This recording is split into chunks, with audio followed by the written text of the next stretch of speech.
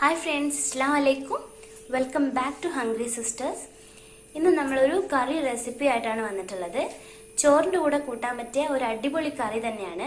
ഇതിന്റെ main ingredient എന്ന് പറയുന്നത് പപ്പടമാണ്. പപ്പടം വെച്ചിട്ട് ഒരു കറി എങ്ങനെ ഉണ്ടാക്കാൻ നോക്കാം. അപ്പോൾ എൻ്റെ ചാനൽ ആദ്യമായിട്ട് കാണുകയാണെങ്കിൽ നിങ്ങൾ സബ്സ്ക്രൈബ് ചെയ്യുക. ഇഷ്ടമായ താഴെ ലൈക്ക് ചെയ്യുക, കമന്റ് ചെയ്യുക. അപ്പോൾ നമുക്ക് റെസിപ്പിയിലേക്ക് കടക്കാം. ഇതിന് വേണ്ട മെയിൻ ഇൻഗ്രീഡിയന്റ് നമ്മുടെ പപ്പടം തന്നെയാണ്. ഇവിടെ ഞാൻ ഒരു പാക്കറ്റ് പപ്പടം എടുത്തിട്ടുണ്ട്. അതിൽ നിങ്ങൾക്ക് ആവശ്യമുള്ള പപ്പടം ഇട്ടാൽ മതി. ഒരു 5-6 പപ്പടം തന്നെ മതിയാവും. പിന്നെ വേണ്ടത് ഒരു ചെറിയ കഷ്ണം ഉള്ളി, ഒരു തക്കാളി, ഒരു 3-4 പച്ചമുളക്, കറിവേപ്പില. പിന്നെ ഞാൻ ഒരു അര തേങ്ങയാണ് ഇവിടെ ചിരകിട്ട് വെച്ചിട്ടുള്ളത്. പിന്നെ ആവശ്യത്തിന് ഉപ്പ്, കുറച്ച് പുളി.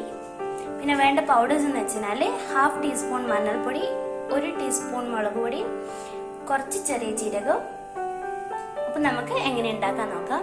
അതിനായിട്ട് ആദ്യം മിക്സിയുടെ ജാറിലേക്ക് തേങ്ങയും മുളക് പൊടിയും മഞ്ഞൾപ്പൊടിയും ജീരകവും ചേർത്ത് നല്ലപോലെ നേർമയായി അരച്ചെടുക്കണം. ഒരു മിക്സിയുടെ ജാറിലേക്ക് തേങ്ങ ഇട്ട് കൊടുക്കാം.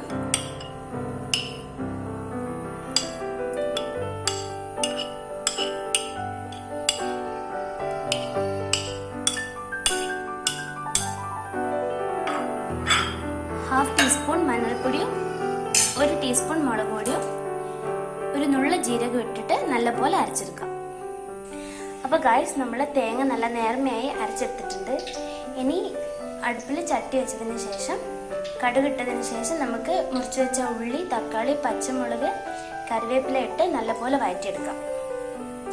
അപ്പോൾ നമ്മുടെ കടു നല്ലപോലെ പൊട്ടിയിട്ടുണ്ട്. ഇനി ഇതിലേക്ക് ഉള്ളി, തക്കാളി, പച്ചമുളക് ഇട്ട് നല്ലപോലെ വഴറ്റിയെടുക്കാം.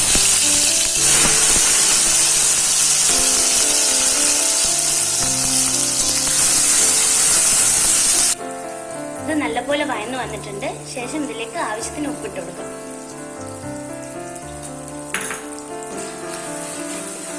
ഇനി ഇതിലേക്ക് നമ്മൾ ആദ്യം അരച്ചു വെച്ചിട്ടുള്ള തേങ്ങന്റെ അരപ്പ് ചേർത്ത് കൊടുക്കാം. അപ്പൊ നമ്മുടെ അരപ്പ് ഒഴിച്ചിട്ടുണ്ട്. ഇനി ഇതിലേക്ക് ആവശ്യത്തിന് പുളി ചേർത്ത് കൊടുക്കാം. പുളിയൊക്കെ ഓരോരുത്തരുടെ ആവശ്യാനുസരണം ഒഴിച്ചാൽ മതി. ഇനി ഇത് തിളച്ചു വരുന്ന സമയത്ത് നമ്മൾ മെയിൻ ആയിട്ടുള്ള ഇൻഗ്രീഡിയന്റ് പപ്പടം ചെറിയ ചെറിയ കഷ്ണങ്ങളാക്കിയിട്ട് ഇതിലേക്ക് മുറിച്ചിട്ട് കൊടുക്കണം. അപ്പൊ ഇത് തിളക്കട്ടെ. അപ്പൊ നമ്മുടെ കറി നല്ലപോലെ തിളച്ചു വന്നിട്ടുണ്ട്. ഇനി ഇതിലേക്ക് മുറിച്ച് വെച്ച് പപ്പടം ഇട്ട് കൊടുക്കാം.